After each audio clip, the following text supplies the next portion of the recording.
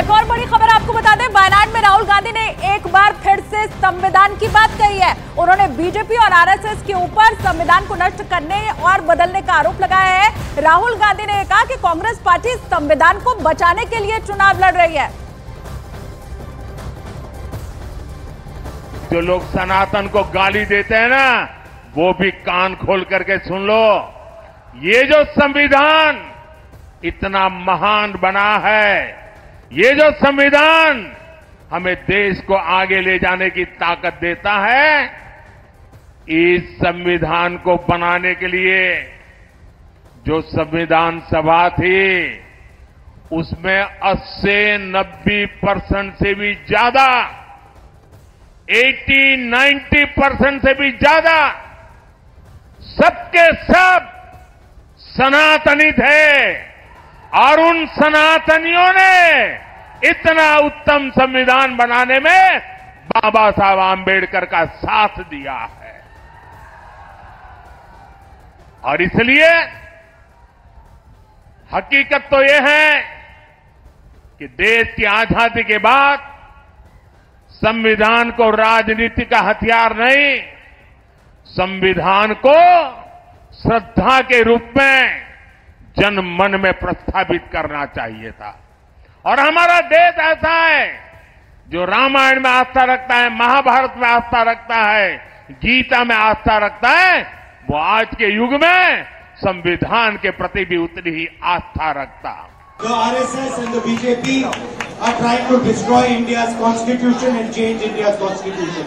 The Congress Party and the India Alliance is trying to save the constitution of India. 25-30 साल से एक पुरानी record घुमा रहे हैं। जब भी बीजेपी आगे बढ़ती है तो संविधान का राजनीतिक शस्त्र के लिए उपयोग करते हैं और झूठ फैलाते हैं, संविधान बदल देंगे, संविधान बदल देंगे। भाइयों बहनों, लिख के रखिए, मोदी तो क्या, बीजेपी तो क्या, स्वयं बाबा साहब आंबेडकर भी इस संविधान को नहीं बदल सकते हैं। और इसलिए झूठ फैलाना बंद करो। तब खुला जब आपने मोदी को आशीर्वाद देकर के सेवा करने का मौका दिया।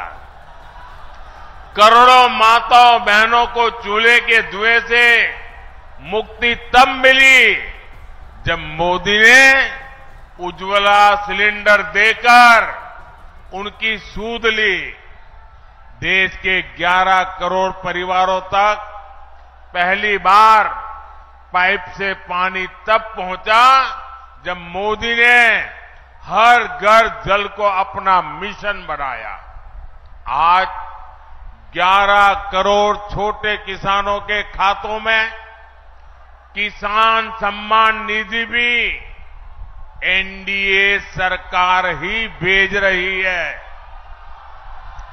इन योजनाओं का बहुत बड़ा लाभ हमारे ततमा समाज, महलदार समाज और ऋषिदेव समाज के मेरे परिजनों को भी हुआ है। लेकिन साथियों, मोदी इतने से संतुष्ट नहीं है।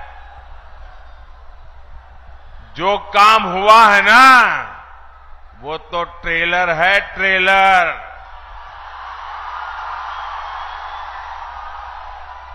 अभी हमें पूर्णिया को, सीमांचल को, बिहार को और पूरे हिंदुस्तान को बहुत आगे लेकर जाना है।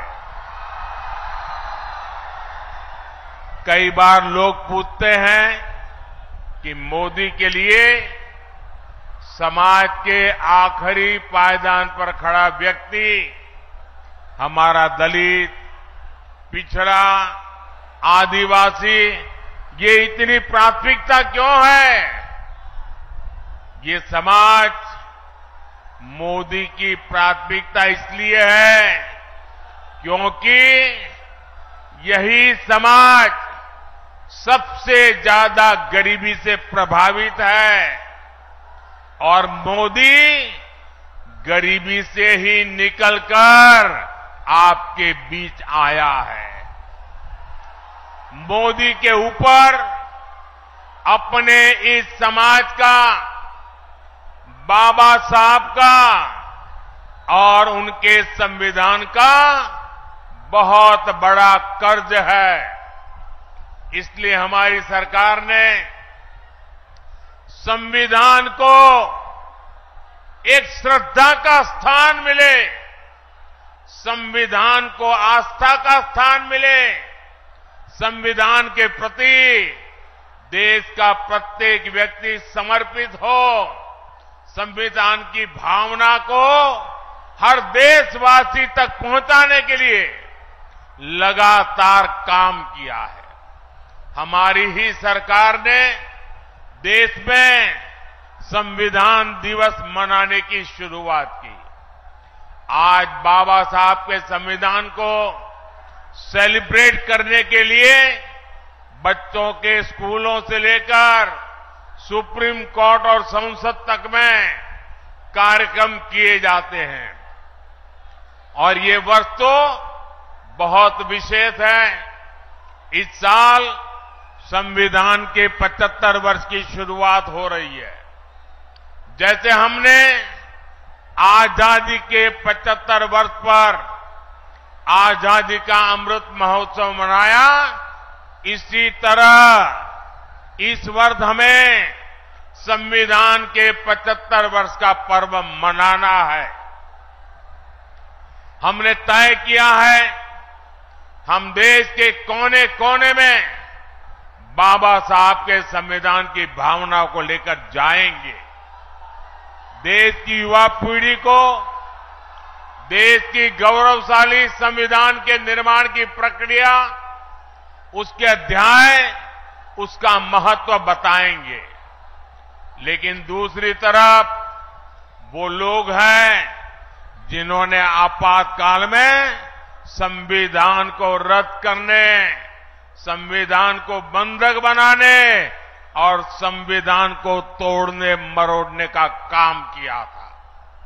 हमें याद रखना है, जो लोग सत्तावर सरकार को एक परिवार की मुट्ठी में रखना चाहते हैं, संविधान उनकी आंखों में हमेशा खटकता है।